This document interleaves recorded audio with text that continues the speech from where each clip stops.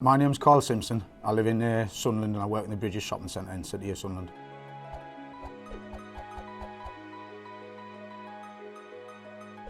For the Bridges, but under OCS.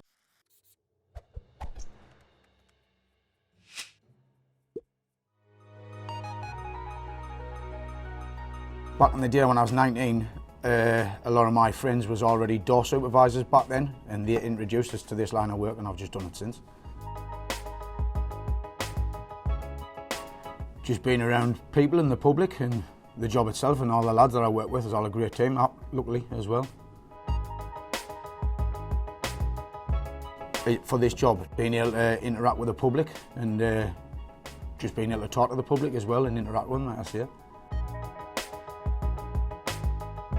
No, not necessarily. I mean, it does help for certain situations, but it's not necessary. I mean, there's women do this job as well, so it's not just a male-orientated job.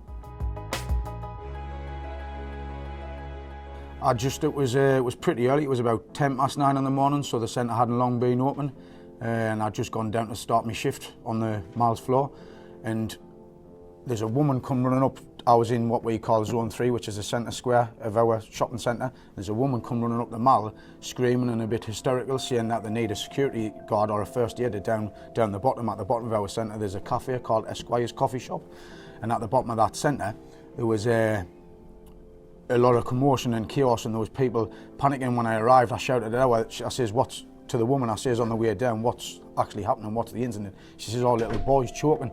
So I'd passed it out on the radio that I was on the way down there, so the guys upstairs in the control room got the cameras already on, so they were on it before I arrived. And when I arrived, there was a commotion. I could see the little boy being passed about by different people. I now know he was with his mum and his auntie and some other members of family. And there was other members of public, a couple of guys had seen what was happening and they tried to intervene, but I think everybody, including his mum, that was all in a state of shock and panic, as you would in that situation, because by the time I arrived, he'd been choking. The little lad had been choking about two and a half minutes at that point, and he was gone blue, and everybody was in like hysterical. All the people who was there, the public, including his mum and his auntie and everything. So a lot of people were trying to do things, but I think everybody didn't know what to do exactly. So I come in and I took over and took things from there, really. A guy had him like upside down sort of thing and patting him on the back, but not doing it the correct way. And he was like, there was bits of blood he was coughing up as well. So I intervened and grabbed the bairn from the lad and started doing what they call like the Heimlich manoeuvre, which is like back slaps between the shoulder blades with the bairn at a certain degree, and bent over with like what they call chest lunges just underneath the sternum under here.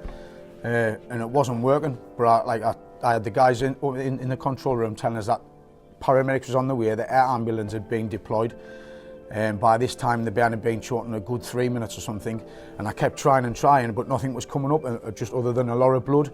And then at one point I thought I'd gotten what he was choking on up. I now know it was a bit of sausage he was having for his breakfast, but I thought I'd got it up, so I stood him up. So there was a lot of blood there, and he coughed a little bit of it up. So I stood him up, and everybody seemed a bit relieved, but then we realised it hadn't come up. His eyes rolled back, he went like a grey colour, and his arms went limp. So I then realised it hadn't come up, so I had to start everything all over again. There were guys still in the earpiece from the control room telling us to keep going, because the paramedics and air ambulance had been deployed, and they were all on the way. So I thought I wasn't going to let him die, hopefully not. And one of my other colleagues had brought the defibrillator around just in case we did have to do CPR and everything, and it got that point.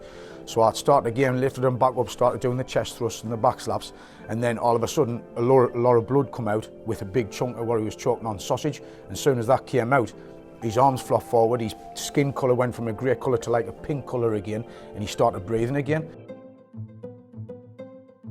I was looking at other people while I was dealing with the bairn, and I think I could see it in everybody's face that the worst case scenario, if it happens, my colleague had brought the defibrillator with us in case we did have to perform CPR, but luckily we didn't. But that was going through my mind, but I was also thinking, I can't let him die, he's only 3, you know what I mean?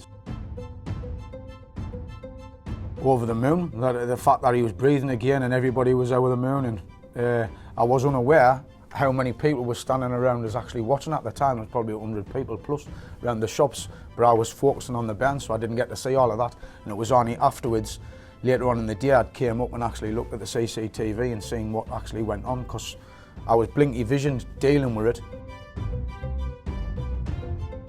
OCS, they ask all the guards to be first aid trained, just so they can, if any scenario or situation comes up, so you know what to do with it.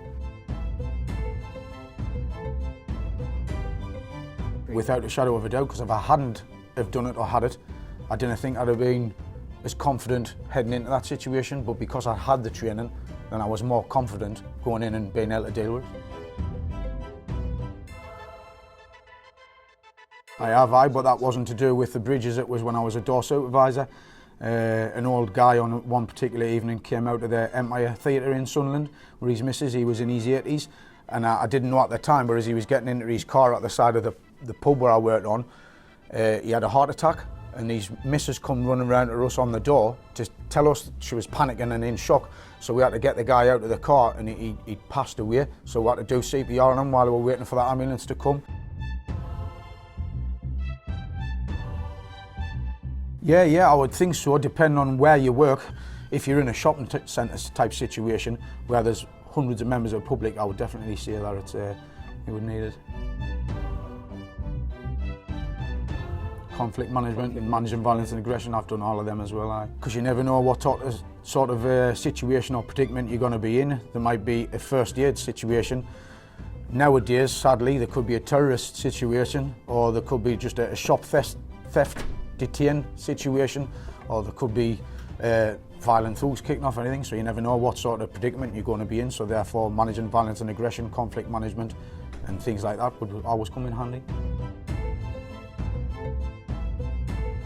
I can understand people saying that, but when you're in the situation and you had to deal with it, I think a lot more people would be able to manage than what they think. But I would definitely think if you've got first aid background behind you, you'd be more confident and comfortable going in knowing that you had. But I think people, if they hadn't had any sort of training, I can understand why they wouldn't feel confident and comfortable dealing with something like that. Without a doubt, it should be all age groups, male and female, kids and adults should know, because you never know. You could, not in just work situations, but in everyday life situations. You could be out somewhere and something might come up, where if you've done a little bit of first aid, you might be able to help out in some way, shape or form.